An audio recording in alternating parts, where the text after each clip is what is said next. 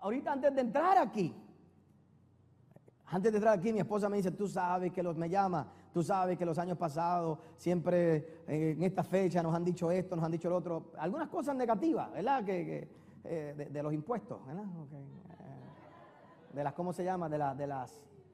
¿Cómo se llama? ¿Cómo que se llama? Las anticipadas que uno tiene que pagar y todo el asunto, y las estimadas, y qué sé yo qué. Y yo le digo, tú me vas a decir algo ahora antes del culto. No, es que tengo que darte una noticia maravillosa. Y me dio una noticia totalmente contraria. Una noticia de bendición.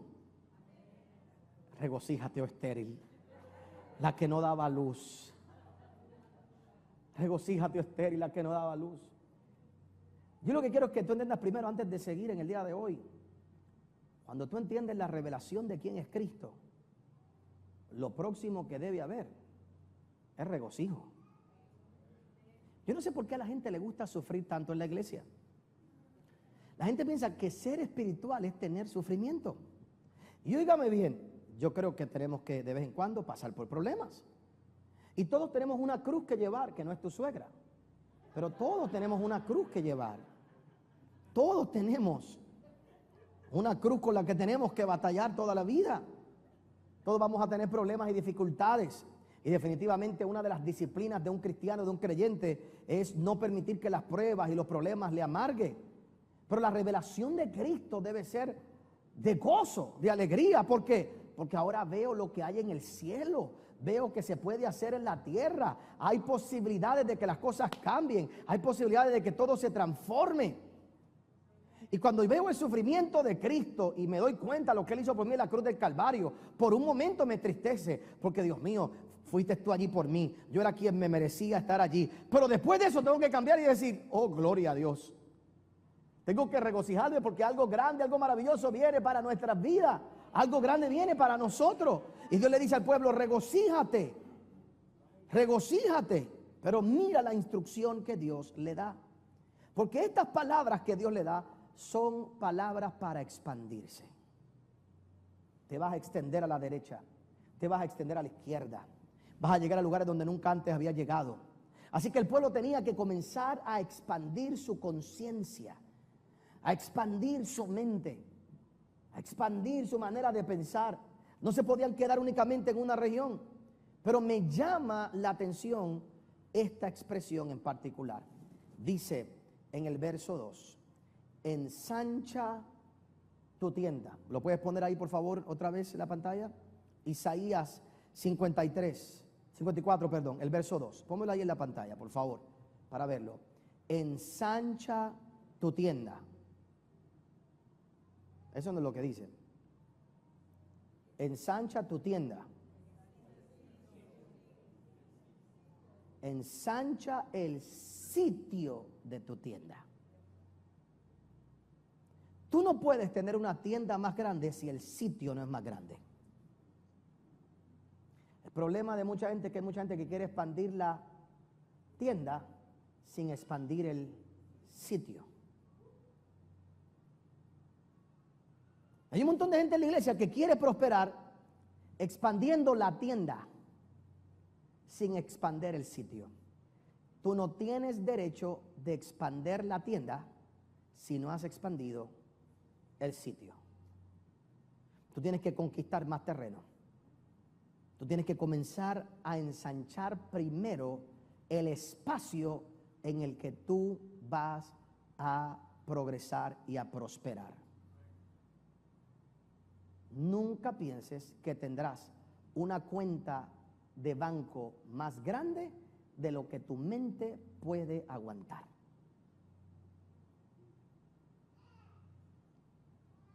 Tu sitio tiene que ser más grande. El lugar donde la tienda se establece tiene que ser más grande. Y lo que tú estás teniendo en el día de hoy como resultado económico en tu vida, hermanos, es producto de que tu sitio es pequeño. Entonces, de tiempo en tiempo te ilusionas porque ves gente que tienen tiendas grandes y quieres las tiendas grandes de los demás. Quieres la caseta de campaña más grande que el otro tiene. Y por eso es que vivimos en una sociedad de consumerismo. Vivimos en una sociedad de préstamos. Vivimos en una sociedad donde lo que preguntamos es ¿cuánto es el pago mensual? Porque quiero tener una tienda más grande de la que estoy capacitado para tener ahora. Y ahí es cuando comenzamos a tener problemas en nuestra vida. La orden que Dios le da al pueblo es: vas a alargar eventualmente tus estacas, vas a alargar tus cortinas, vas a ensanchar tu tienda, seguro. Pero antes de hacer todo eso, tienes que preparar el espacio. Tienes que hacer un espacio más grande. Tienes que hacer un espacio más poderoso. Tienes que hacer un espacio más amplio. Tienes que comenzar a pensar de manera diferente. Y yo vengo a sugerirte en el día de hoy que nuestro sitio de nuestra tienda es nuestro espíritu, es nuestra mente, son nuestros pensamientos, es nuestra manera de pensar, es nuestra manera de ver la vida, es nuestra manera de nosotros mirar el mundo, mirar las finanzas, mirar todo lo que está a nuestro alrededor. Déjame sugerirte en el día de hoy que una de las cosas que tú tienes que comenzar a cambiar en tu vida en esta hora son dos aspectos bien poderosos. Número uno, para tú expandir tu sitio, tienes que cambiar tu filosofía de vida. Tienes que cambiar tus pensamientos y tu filosofía de vida. Creo que el hombre prospera de acuerdo al concepto que tenga de Dios, al concepto que tenga de Él y al concepto que tenga del dinero. Nunca podrás prosperar más allá del concepto que tú tienes de Dios, del concepto que tú tienes tuyo y del concepto que tú tienes del dinero. Tan sencillo como eso. Si tú tienes a un Dios pequeño, todo lo que tendrás es pequeño. Si tú tienes un Dios que esclaviza y un Dios que tortura, eso es lo que tú vas a tener.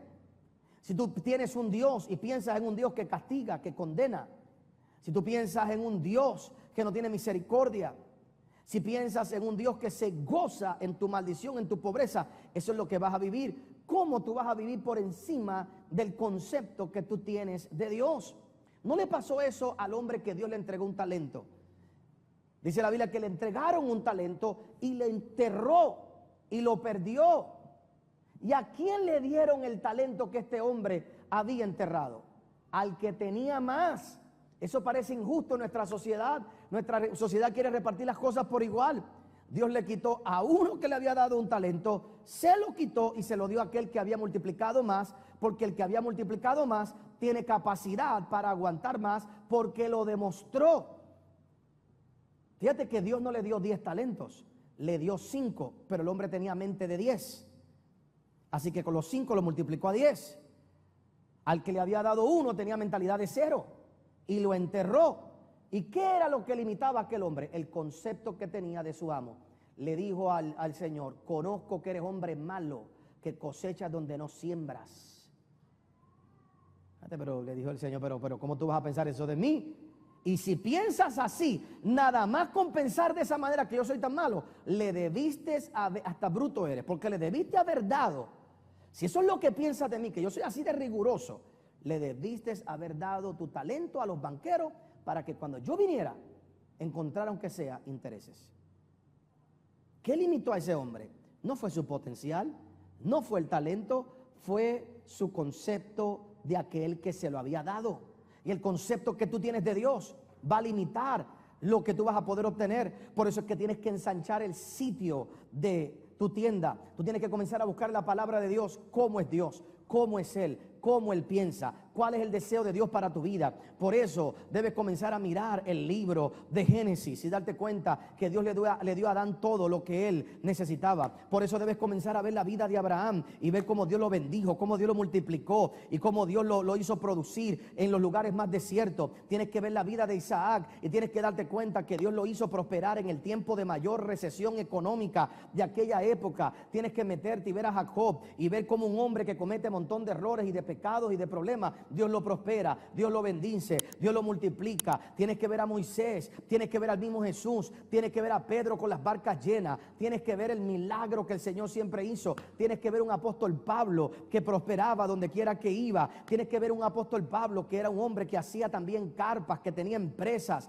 que había progresado. Tienes que ver un Dios diferente, tienes que darte cuenta que cuando Dios llamó al profeta Eliseo, lo encontró trabajando con 12 yuntas de bueyes. Este hombre venía persona de una familia rica. Tienes que comenzar a ver al Dios que cancelaba las deudas, que ayudó a la viuda, que ayudó a varias viudas, que multiplicó el aceite. Tienes que ver al Dios que multiplicó los panes y los peces y que hizo que sobrara. Yo sé que hay que ver también muchas otras cosas. Hay que ver el Dios también que se enfurece y que se enfada contra el pecado. Por supuesto que sí, pero no puedo dejar de ver al Dios que prospera, al Dios que bendice. Y el concepto del Dios que yo tengo en mi mente es lo que va a determinar hasta cuánto yo voy a avanzar, hasta cuánto yo voy a seguir. Tienes que saber cuál es el concepto que tienes de ti mismo. ¿Qué piensas de ti mismo?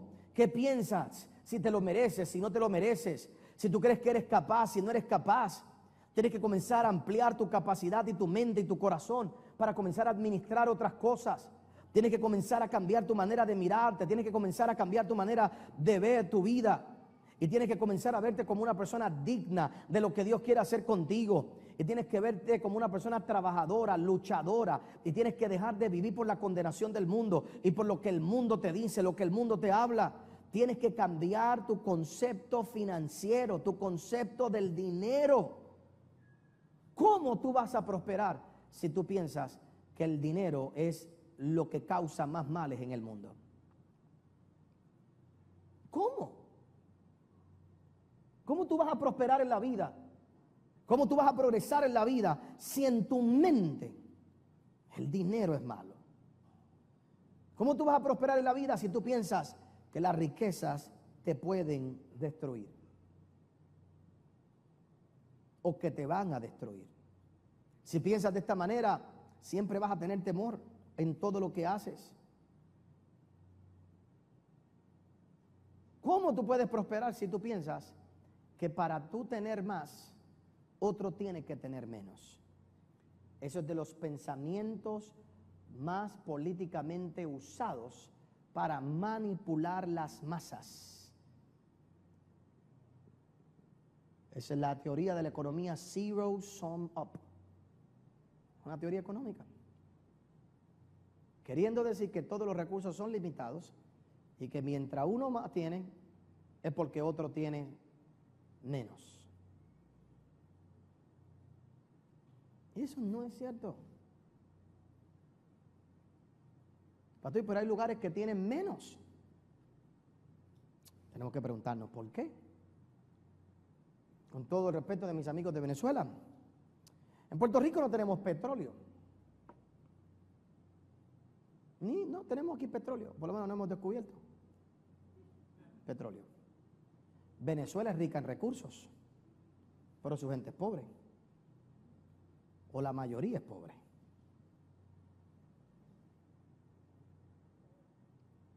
Recursos ilimitados que hay ahí. ¿Y por qué alguien con recursos, una nación con recursos, experimenta tanta pobreza? ¿Por qué razón? Póngase a pensar. Porque vendieron la idea